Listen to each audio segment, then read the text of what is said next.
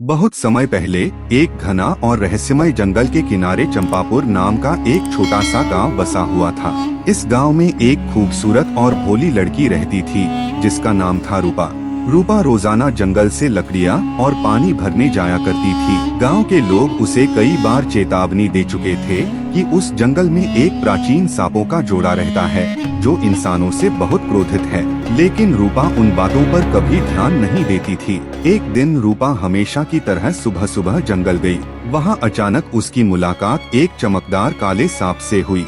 उसकी आंखें लाल अंगारों की तरह चमक रही थीं। रूपा डर के मारे पीछे हटने लगी, लेकिन सांप ने इंसानी आवाज में उसे रोका। वह सांप कोई साधारण जीव नहीं था, बल्कि एक नाग था, नागराज वासुकी। नागराज ने रूपा से कहा कि वह कई जन्मों से उसकी प्रतीक्षा कर रहा है।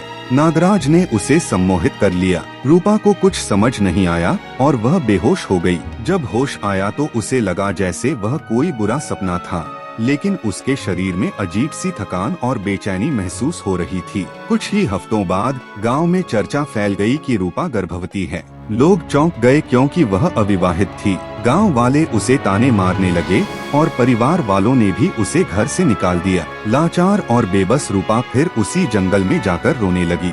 उस रात नागराज फिर से उसके सामने आया और सच्चाई बताई। नागराज ने बताया कि उसने पिछले जन्म में एक इंसानी लड़की से प्रेम किया था, लेकिन इंसानों ने उसे मार दिया। इस जन्म में उसने बदला लेने के लिए रूपा को चुना। नागराज ने यह भी कहा कि उसके गर्भ में जो संतान पल रही है वो आधा इंसान और आधा नाग होगी, जो इंसानों से उसका बदला लेगी। समय बीतता गया और आखिरकार एक अजीब बच्चे का जन्म हुआ। उसकी आंखें सांप जैसी थीं और जीभ दो हिस्सों में बंटी हुई थी। जैसे जैसे वह बच्चा बड़ा हुआ, उसकी शक्तियाँ बढ़ने लगी। वह रात में जंगल में जाकर सांपों के साथ बातें करता और धीरे धीरे गांव के जानवरों और बच्चों के गायब होने की घटनाएं शुरू हो गईं। गांव के लोग डर और हैरानी में जीने लगे। उन्हें समझ नहीं आया कि यह सब किसका काम है।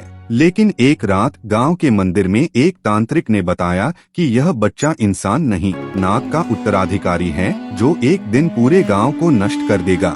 रूपा अब अपनी ही संतान से डरने लगी थी, लेकिन तब तक बहुत देर हो चुकी थी। नागराज का बदला पूरा होने ही वाला था। गांव में जब तांत्रिक ने यह राज खोला कि रूपा का बेटा एक नागवंशीय संतान है, तो पूरे गांव में डर और दहशत का माहौल छा गया। लोगों ने रूपा को गांव छोड़ने का आदेश दिया। रूपा ने आंसू भरी आंखों से अपने बेटे नागेश को देखा, जो अब 10 साल का हो चुका था, लेकिन उसकी आंखों में किसी इंसानी बच्चे जैसी मासूमियत नहीं थी, बल्कि एक ठंडी विषैली चमक थी।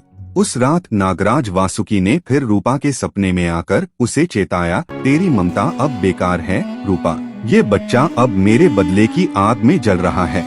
इंसानों ने मेरे प्यार को कुचल दिया था, अब मेरा वार पूरा होगा। रूपा सुबह उठते ही बेटे को लेकर जंगल के गहरे हिस्से में भाग गई। उसने ठान लिया कि वह अपने बेटे को इंसानों के खून का प्यासा नहीं बनने देगी। पर नागेश का व्यवहार दिन ब दिन और भयावह होता जा रहा था। वह रात के समय अकेले जंगल में गायब हो जाता और सुबह वापस आता। गांव के और भी कई जानवर व लोग अब रहस्यमयी तरीके से गायब होने लगे। एक रात पूर्णिमा के चांद की रोशनी में नागेश ने अपनी असली ताकत दिखाई। उसके शरीर पर नाग के जैसे चमकते हुए शल्क उभर आए। वह आधा नाग आधा इंसान बन चुका था। उसकी आंखों से नीली चमक निकल रही थी। नागराज की आत्मा ने उसमें प्रवेश कर लिया था। अब नागेश गांव की तरफ बढ़ चला, अपने जन्म का मकसद पूरा करने।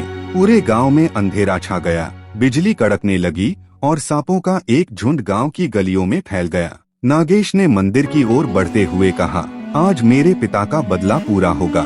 गांव के तांत्रिक ने अंतिम प्रयास करते हुए एक शक्तिशाली मंत्र जाप शुरू किया। रूपा दौड़ती हुई मंदिर पहुंची और नागेश के सामने खड़ी हो गई।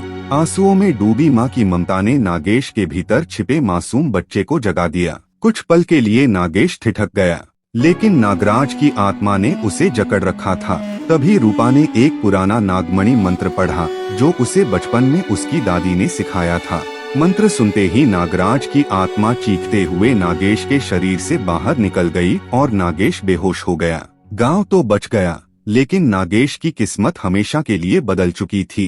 रूपा जानती थी कि नागेश अब सामान्य जीवन नहीं जी सकेगा। उसने उसे दूर एक पहाड़ी गुफा में छोड़ दिया और वादा किया कि जब तक जिंदा रहेगी हर पूर्णिमा की रात वहां आकर उसकी खैरियत पूछेगी। कहते हैं आज भी उस गुफा में आधा इंसान आधा नाग नागेश माँ के इंतजार में बैठा है।